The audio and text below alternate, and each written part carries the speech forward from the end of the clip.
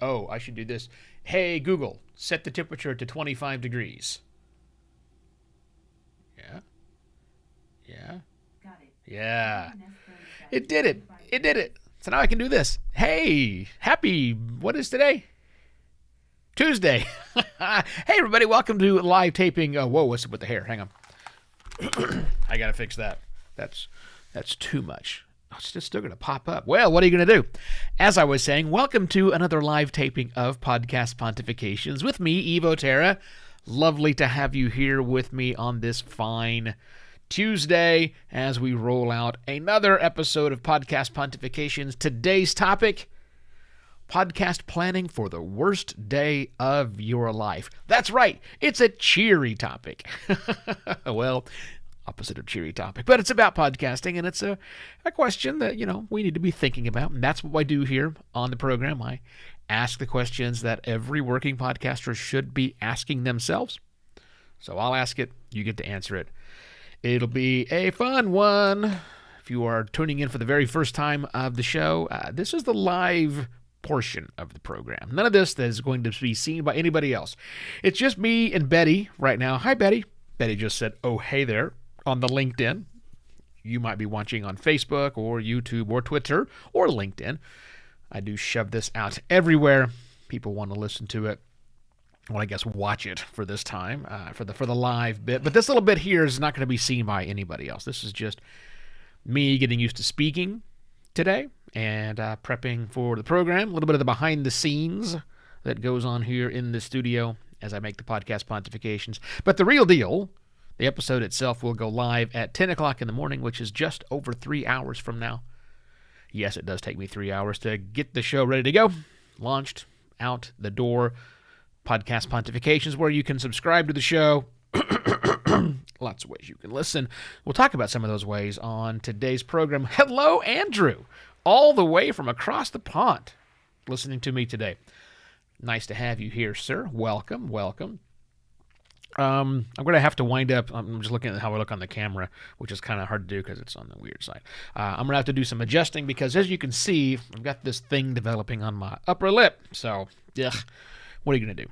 Such is life, Hey, I didn't realize that I was shaving the stash portion of the beard the other day. I was like, ooh, that's a little odd. Had I known it was coming up, I'd have let the whole thing down. I'd just, done the walrus overhang, the baleen to hide it. But you unfortunately have to deal with it as it does through its healing process. What are you going to do?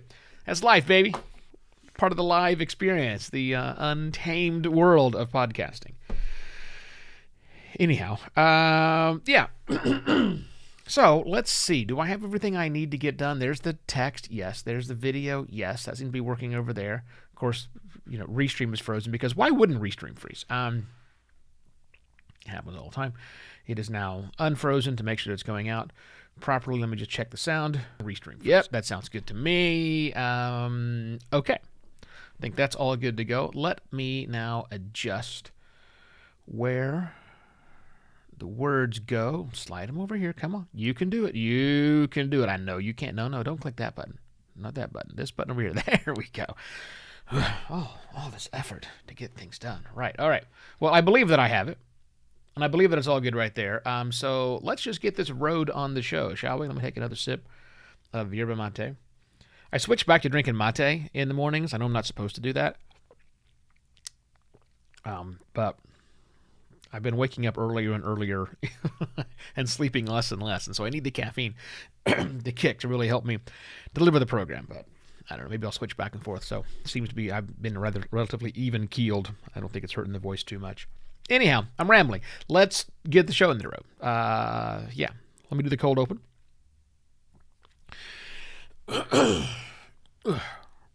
Relax the neck, chilled out. Didn't do my breathing exercises or my throat clearing this morning, so we'll see how it goes. All right, here's the cold open. Unfortunately, I really like this cold open, by the way. I had a lot of fun writing it. I wrote it several different ways, and I've decided to write it as pretentious as it's about to sound, just so you know. I use a lot of big words. Oh, and odd phrasing. Very formal phrasing. More formal phrasing than big words, but all right, here we go. Cold open once again. Unfortunately, the confidence one gains with podcasting bestows neither invulnerability nor immortality. When you're taken down, or perhaps out, do you have a good plan to inform your audience? See, I'm making light of what is obviously a terrible topic. Oh, I'm a horrible human being. Why do you people listen to me? Let me try that one more time before I go live with it, and hopefully I'm not laughing like this. Unfortunately, the confidence one gains with podcasting bestows neither invulnerability nor immortality. When you're taken down, or perhaps out, do you have a good plan to inform your audience? All right, I didn't laugh through that one, so maybe I'm good to go. All right, where's my quick time? There it is. Here we go. Record this puppy.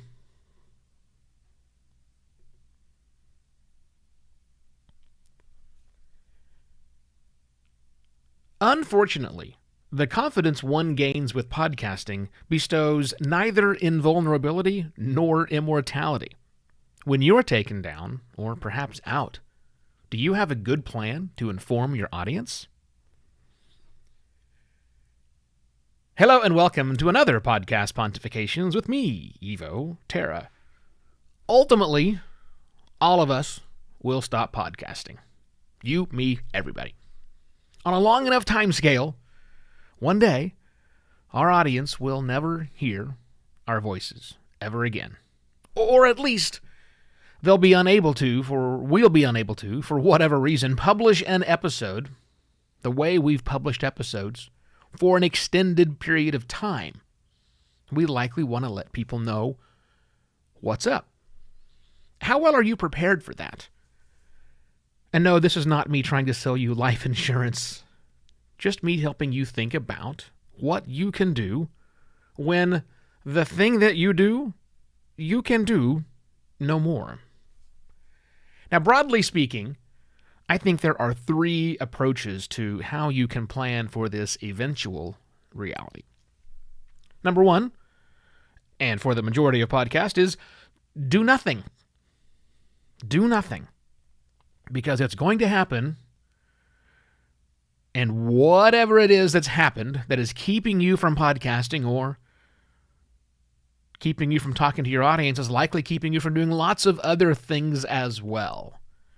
And so for most podcasters, explaining their absence during this time of ultimate crisis is pretty low on the priority list, especially if you're podcasting as a hobby or a fun exploration of your creative side, or some other less than totally serious prospect that got you into podcasting, which again describes most podcasters.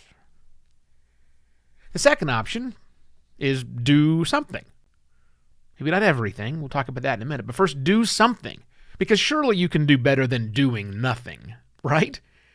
Now the good news is, because you're a podcaster, odds are that you know at least one other podcaster. So in a time of extreme crisis, someone that you know really well, who's also into podcasting, could probably step up and post an update on your behalf. But that assumes one thing. You've actually done some planning and designated who that person is. Do they know how to publish an episode? Even if that's just an episode of them explaining your situation, do they know how to do that on your particular platform? We can all do it, but do we know the right way to do it? Do we have all the access and the codes? But of course, before that, that assumes that you've set some parameters with the regular people in your life, the non-podcasters, so they know how to contact the person you've designated as your do-something person on your podcast. Lots to do there. And that's just do something. The third way to approach this is do everything. Because there's several flaws in that do something plan. The biggest one being that you probably publish more than just an audio episode of your podcast. You publish more than that, most likely. More to the point, there might be people who consume your published content who rarely listen to your podcast. Maybe they prefer to watch the videos that you publish on YouTube, whether they're full videos or clips. Who's going to post an update to YouTube if it's not an automatic publishing from your podcast? Maybe your audience only reads the articles that you create out of your podcast episodes. Who's going to update them? Who's going to write something and post that article? Perhaps they've only subscribed to you, your newsletter. Maybe they only read your reposts on Medium. Or maybe only your extended Twitter threads or whatever else that you do. How will those people be notified of this big, big problem? Now, if that sounds like I'm describing me and my processes, I guess I kind of am.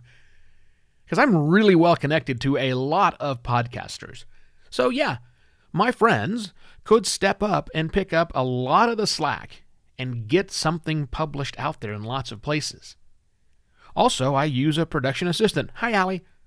Allie could do a lot of what I do right here. Also, good news for me, a lot of what I do is automated.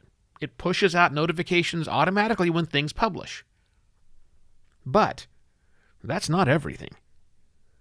A lot of my publishing processes are very manual, completely undocumented, and known only to me, locked up inside the gray matter. You might be in a similar situation.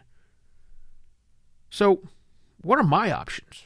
What are your options if you really want to keep everyone informed? Well, option one obviously is to make it documented, get it out of my head. I could write every single thing that I do down and put a solid what's next plan in place. That seems like a logical thing that I should do. But am I going to do that? Honestly, I doubt it. I mean, I know that I should do that, but things that I should do, I want to do, and I will do. But there's things I should do that I never ever do, and I'm not so sure I probably will do this. Which means chances are I will fall back to number one and do nothing. If you don't hear from me for a while, maybe that's what's going on. I'm curious, what would you do? Do you have a good plan? Do you have a partner? Do you have somebody who can step up and take all of the slack? Because I don't. And I kind of wonder what that means at some point. Maybe I'll get better. I don't have any boostergrams for you today. I do want to do one little correction. Yesterday, I mentioned that someone had donated on Breeze. Well, that was Matt Medeiros from Castos. Breeze just didn't send over his message. So thank you very much, Matt, for the sats and for the nice message.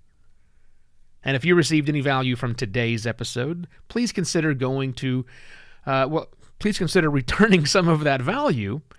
Lots of places to do that. Check out podcastpontifications.com/sponsor. Some excellent options right there. And on this cheery note of an episode, I shall be back tomorrow with yet another Podcast Pontifications. Cheers. Video is stopped. Audio is stopped. Well, there you go. A cheery note from Evo. What happens when you drop dead or are terribly sick? I know. Gallows humor, man. What do you want to do? It's been 2 years we've been dealing with the kind of stuff. Anyhow, hey, if you're just now tuning in, you missed it. And while you could back up 14 minutes and 7 seconds to watch the entire live video stream, as an option, you could go to podcastpontifications.com, put your email address in after you click the big subscribe button, and you will automatically get an email sent to you with the article that I'm about to rewrite that took every word I said. I will retumble that into a way that's more beneficial to the human eyeball and the human brain when reading. That gets published. You'll get that full article emailed to you and a link to the podcast episode, the MP3 file, so you can listen to it right there. And of course, it's a podcast about podcasting. Of course, I literally have the show everywhere. Podcasts are available, as you know that.